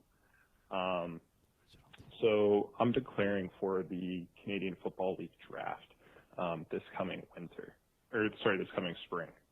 And part of that process is combines and stuff like that. And a few of the top Canadian football collegiate players usually get invites to NFL mini camps.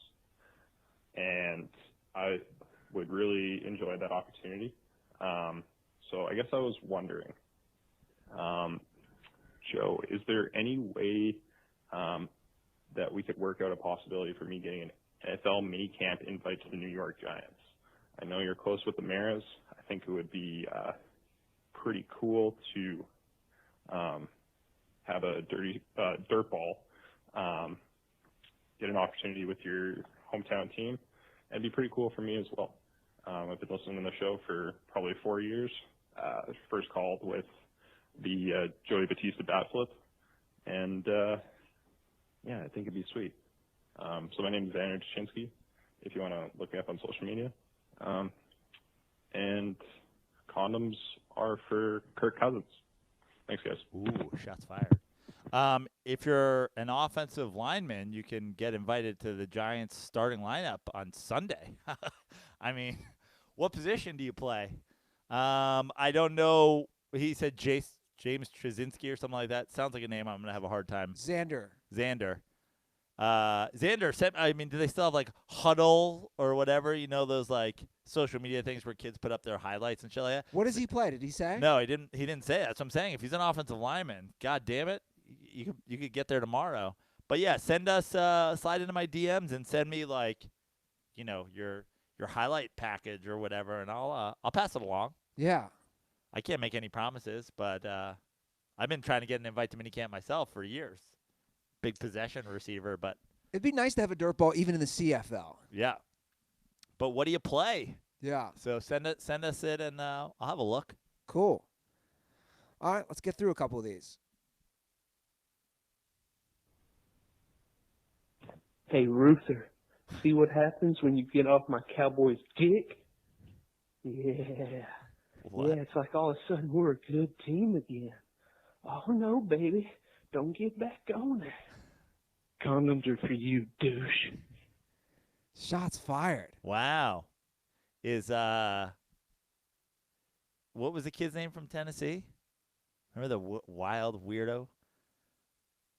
Alex from Kentucky? Yeah, Alex from Kentucky. Is Alex from Kentucky now a Cowboys fan? That reeked of Alex from Kentucky vibes. No, Alex from Kentucky is way different.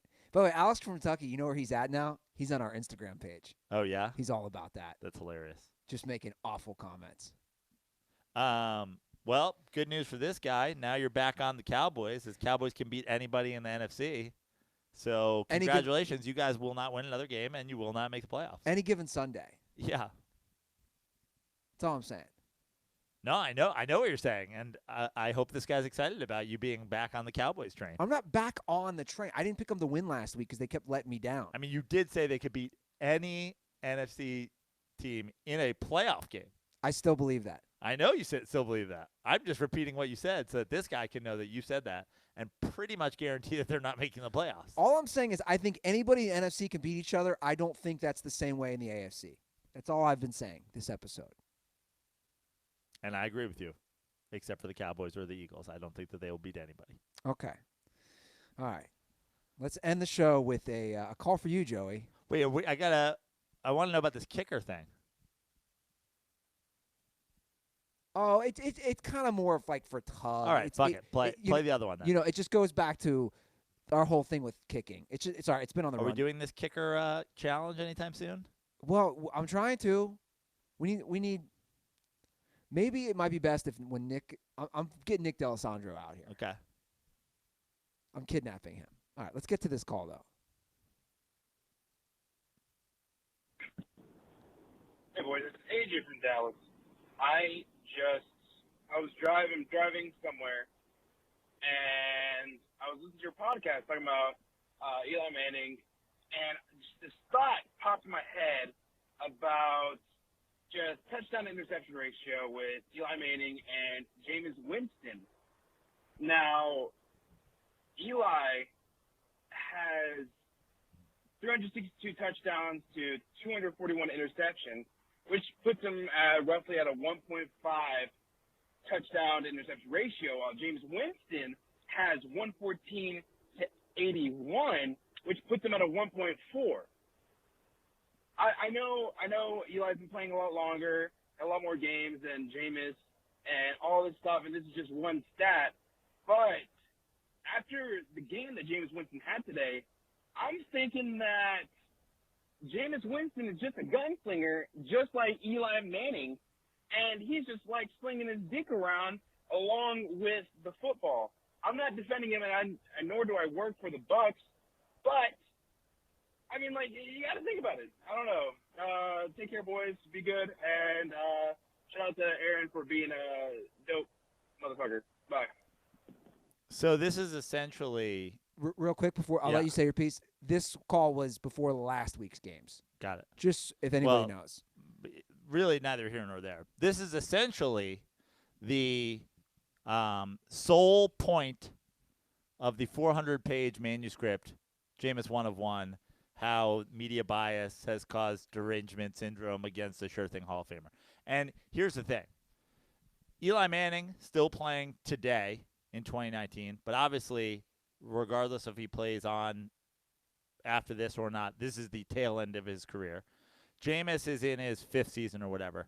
But the change in the NFL over the last 20 years, let alone over the last 30 to 40 years, is massive. We've talked about this before. When in the Peyton Manning, early Peyton Manning, Brett Favre, Tom Brady, Eli Manning, all this, a 90 quarterback rating was good. Yeah. 55 completion percentage was good. Average, 1.5 touchdown to interception ratio was average, good. The game has changed a lot. Now, Eli Manning and the same way Brett Favre was at the end of his career, still playing that style of play, it's hard to turn a quarterback into something that they're not. If Eli Manning came into the league today, do I believe that Eli Manning, brain-wise, is going to be a different kind of quarterback? Yeah, I do. I think that he's smart enough and talented enough that he would play more the style of game, be a lot more screen passes, a lot more short passes, all that stuff. The fact is, Jameis Winston, and this is why the book and the person behind the book, GM Jason Light of the Tampa Bay Buccaneers, is a fucking lunatic, is because they're comparing Jameis Winston's stats to 20 years ago Peyton Manning, to 25 years ago Brett Favre, to 40 years ago Dan Fouts. Spoiler, if Dan Fouts came into the league today and threw more interceptions than he has touchdowns, not only is he not in the Hall of Fame, he's not in the league. The game has changed. Yeah, Baker Mayfield and Sam Darnold's touchdown to interception ratio probably isn't what Eli Manning is, but that's the point. The game is different. The fact that Jameis Winston is playing the game style of a gunslinger from 20 years ago is why Jameis Winston will not last in this league. Not why he should last in this league. Like, we're convoluting completely different things. Yeah, the game has changed. I mean, it's interesting because Jameis currently right now, I mean, it's wild. He's currently leading the NFL in passing yards, touchdowns, and interceptions. This is unheard of, guys. He might do the 30-30 club for touchdowns and interceptions. He's already got it for touchdown passes. And the stat yesterday was wild, and I posted it on social media. He threw an interception on the opening drive against the Lions.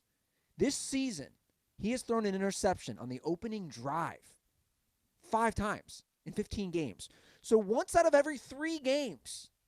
Just imagine that. Imagine that. And Sean Merriman did a great job talking about that, the psychology of the defense. If you're starting 1 out of every 3 games, your quarterback is throwing an interception. The pressure that puts on your defense. And it's not just this year.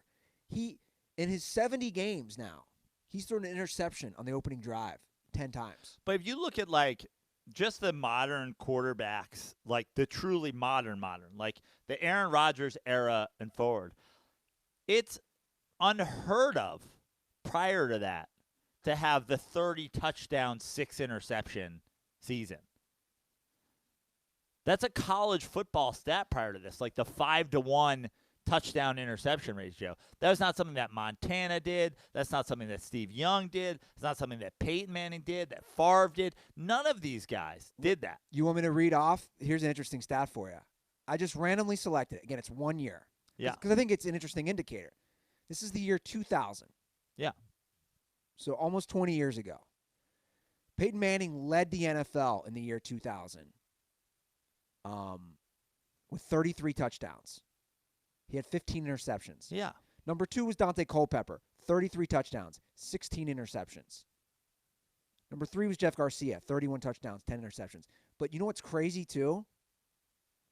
Their completion percentages are night and day. Yeah. Guys, in 2000,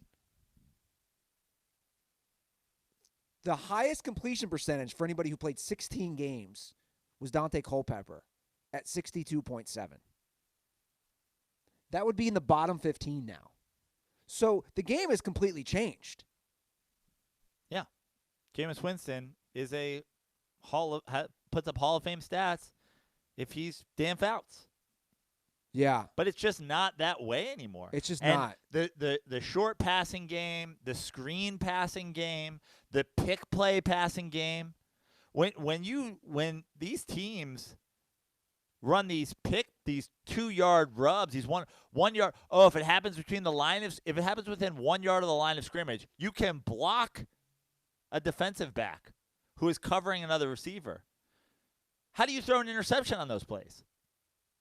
I mean, and I'm not joking. That is at this point become the gold standard for goal line plays. I mean, think about 15 years ago.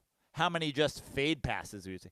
10 years ago, 5-yard line, snap, throw the ball up in the air to a wide receiver as a jump ball. Yeah. The back shoulder ball has become more prominent. The pick plays, the rubs, the tight end screens, the halfback screens, all these things that make it way easier to throw the ball and get chunk yardage without ever even having a possibility of being picked off. By the way, this is the difference right here. In the year 2000, Jeff Garcia, it wasn't Dante Culpepper, it was Jeff Garcia would have led the NFL for highest completion percentage for a quarterback who played 16 games at 63.3. That 63.3 today would put him in the last 7 or 8 of starting NFL quarterbacks. Yeah. The game has changed. So again, the game has changed. And that is the problem with any Jameis Winston defender. Is you can't compare what he's doing now against what Eli did. What Peyton Manning did. Or Eli. Or any of these guys. Brett Favre. Yeah. Again, the game has changed just in the, Eli's, the 16th, 17th year in the year? I mean, I'm not joking. Go back to 8 seasons ago. I bet you, you don't see a single fade ball anymore. You just don't see that. That's not a play anymore. That was the go-to goal line passing play. Split out your biggest receiver. You see it, but not as much. You see the back shoulder play more often than that now, where you get a big receiver out there. You don't see throw the ball up toward the corner and have a guy just jump up and get it. Like the Plaxico. Yeah, that was like the play. Yeah. Yeah, that's the thing. Jameis Winston, he's an old school gunslinger. Cool. That doesn't work anymore. This is, I think, the proper analogy. He's an old school gunslinger. It's being the guy in the NBA who doesn't shoot the 3. Yeah. Who has the mid-range game. Yeah. DeMar DeRozan. Yeah. Dude, you got to shoot a 3, man. 3's worth more than 2. Yeah. I 100% agree. I mean, how many points did the Bucks score? You know, that you can weigh into that whole debate of what are the Bucks? What are they, 7-7 now? Yeah. He's putting up some crazy yards. 7-7. Yeah. If you guys want to call the again, I've said this numerous times on the show. When is the last time the guy who led the league in passing won the Super Bowl?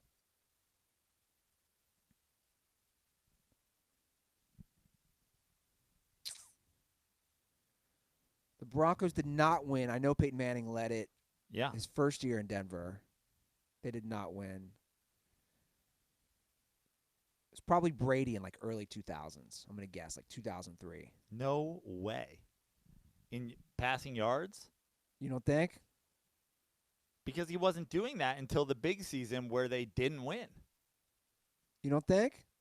The first year he led the league in passing was the year they lost to the Giants in the Super Bowl. Let's see.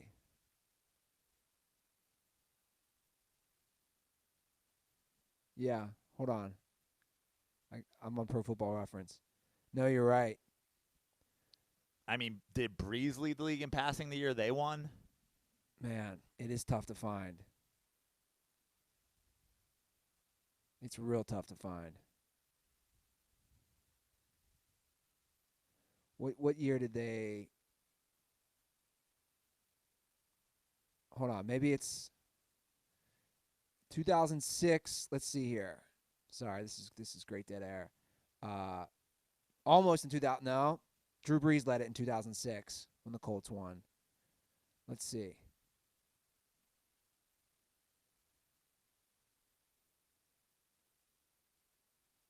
Nope. The year the Saints won, guess who led the NFL in passing yards? Matt Schaub. Wow, that's a dive for you guys. Matt Schaub led the NFL in passing yards. Yeah.